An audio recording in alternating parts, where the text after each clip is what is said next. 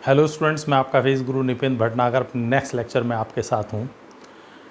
अभी तक हम डिस्कस कर रहे हैं एरर एनालिसिस और उसमें हमने गुणा में, भाग में, योग में, अंतर में त्रुटियाँ किस तरह संयोजित होती हैं वो सब अभी तक हम डिस्कस कर चुके हैं। आज एक और इम्पॉर्टेंट केस हम डिस्कस करने जा रहे हैं, घातों के प्रकरण में त्रुटि। अगर कोई राशि इस प्रकार से कई राशियों के गुणा या भाग से मिलकर बनी है जिसमें घाते सम्मिलित हैं, पावर्स इंक्लूड हैं, तब त्रुटियों का संयोजन किस प्रकार से होगा। तो आइए स्टूडेंट स्टार्ट करते हैं आज का अपना टॉपिक। अगर आपने मेरा चैनल सब्सक्राइब नहीं किया तो प्लीज़ उसको सब्सक्राइब करें, लाइक करें, शेयर करें, जिससे और भी स्टूडेंट इसका लाभ ले पाएँ। तो आइए स्टूडेंट करते हैं आज का टॉपिक, घातों के प्रकरण में त्रुटि। It means error in context of powers. हमने ये माना है फिलहाल इसको समझने के लिए कि माना कोई भौतिक राशि z राशि a की n घात के बराबर है। It means z is equal to a to the power n and this is equation number first. यानी कोई राशि z है जो a की n की पावर के बराबर है।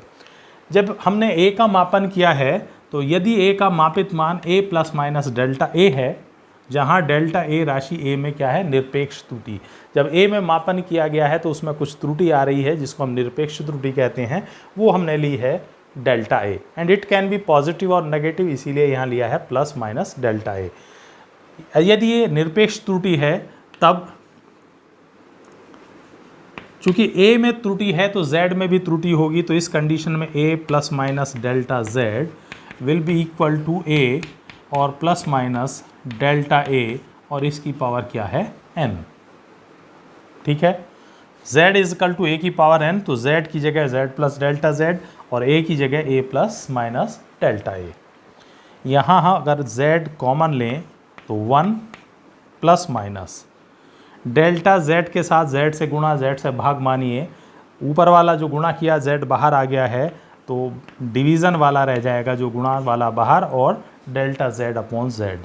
इसी तरीके से यहाँ a हम कॉमन ले रहे हैं, तो जैसे ही a कॉमन लेंगे चूँकि उसकी पावर n भी है तो बाहर आएगा a की पावर n, और यहाँ से जब a कॉमन लिया है तो यहाँ 1, और उसी तरीके से यहाँ delta a upon a and its power n। From equation first a की पावर n को लिख सकते हैं हम z, तो z into 1 plus minus delta z upon z equal to a की पावर n की जगह लिख रहे हैं हम z, और यहाँ आ गया है 1 plus minus delta a upon a and its power n। दोनों और z से z कैंसिल। इससे पहले आर्टिकल में भी हमने लिया था द्विपद प्रमेय which is called binomial theorem. तो बाइनोमल थ्योरम से देखें तो 1 plus delta a upon a की power n is equal to binomial theorem 1 plus x की power n is equal to होता है 1 प्लस एन एक्स, और हायर पावर्स आती हैं n की। लेकिन फिजिक्स में हम वहीं यूज़ करते हैं मैक्सिमम इसका जब x की वैल्यू बहुत छोटी हो, x का मान बहुत छोटा हो, और जब छोटी छोटी मान का पावर्स आनी शुरू होंगी, एक्स स्क्वायर, एक्स क्यूब, वो और भी छोटी होंगी, यानी कि उनको निगलेक्ट कर दिया जाता है। तो 1 प्लस एन एक्स, एन की जगह पर ये और एक्स की जगह पर ये एक अनंत श्रेणी के रूप में खुलता है, ओपन होता है binomial theorem. 1 plus n x plus n into n minus 1 by factorial 2x square, और इसी तरह बढ़ता चली जाती है वैल्यू। लेकिन फिजिक्स में हम केवल फर्स्ट टर्म तक ही इसको यूज़ करते हैं 1 प्लस एन एक्स फॉर्म में, क्योंकि हम वहीं यूज़ करते हैं when ever this value x is very small, और हायर पावर्स को उस समय नगण्य ले लिया गया होता है।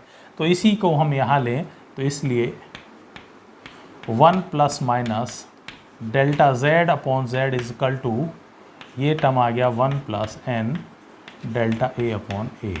1 गेट्स कैंसिल, तो plus minus delta z upon z is equal to, यहाँ पर भी प्लस माइनस आएगा तो प्लस माइनस n और डेल्टा a अपॉन a।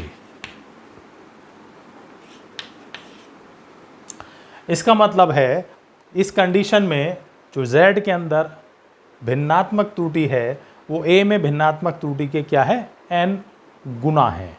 ठीक है, तो इसी प्रकार से अगर हम इसको एक्सपेंड रूप दे दें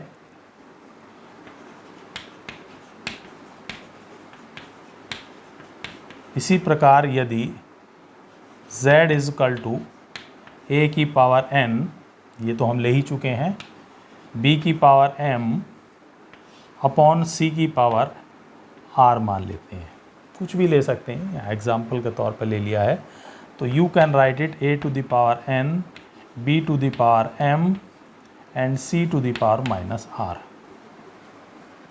ठीक है। और अगर इसी फॉर्मेट में हम लेकर के चलें जैसे अभी तक हमने लिया है,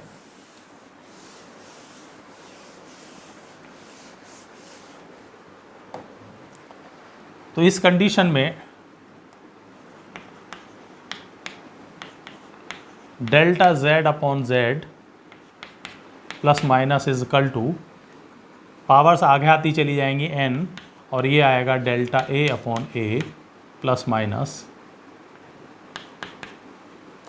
इसी तरीके से प्लस माइनस b के लिए है पावर m, तो m delta b upon b और माइनस प्लस r और डेल्टा c अपॉन c। सारी कंडीशंस हम अभी तक लेकर चले हैं, जैसे कि डेल्टा z अपॉन z यानी भिन्नात्मक त्रुटि अधिकतम कब होगी, जब सारी की सारी त्रुटियां एक डायरेक्शन में हो, या तो सारी धनात्मक या सारी ऋणात्मक। ठीक है, तो अतः अधिकतम भिन्नात्मक त्रुटि, तो delta z upon z maximum will be equal two plus minus n delta a upon a plus m delta b upon b plus r delta c upon c। तो यहाँ ध्यान दें, पावर भले ही c की कैसी थी माइनस r, लेकिन जब हम अधिकतम भिन्नात्मक त्रुटि और इसी से आगे जाएंगे जब प्रतिशत त्रुटि की बात करेंगे, तो वो अलग अलग भिन्नात्मक त्रुटियों के पावर्स यानी घातों के गुणनफलों के योग के बराबर होता है। ठीक है, तो कोई भी राशि अगर कई राशियों के गुणा या भाग से मिलकर बनी है जिसमें घाते सम्मिलित हैं, तब रिजल्ट इस प्रकार का आता है कि वहाँ पर अधिकतम भिन्नात्मक त्रुटि, या इसी रिजल्ट में 100 से मल्टीप्लाई कर दें तो आ जाती है प्रतिशत त्रुटि। अलग अलग राशियों में भिन्नात्मक त्रुटियों की घातों से गुणा के योगफल के बराबर होता है। ठीक है, तो ये एक इम्पॉर्टेंट रिजल्ट निकल कर आता है। ये जब इस्तेमाल होगा जब किसी भी जगह पर गुणा या भाग करते समय घाते सम्मिलित होंगी। ठीक है, तो this is also an important relation, और इसका इस्तेमाल कंपटीशन बेसिस पे भी अक्सर क्वेश्चंस में होता रहता, तो उसको तैयार करिए। इसके ऊपर बेस्ड क्वेश्चंस हम नेक्स्ट लेक्चर्स में डिस्कस करेंगे। तब तक के लिए धन्यवाद।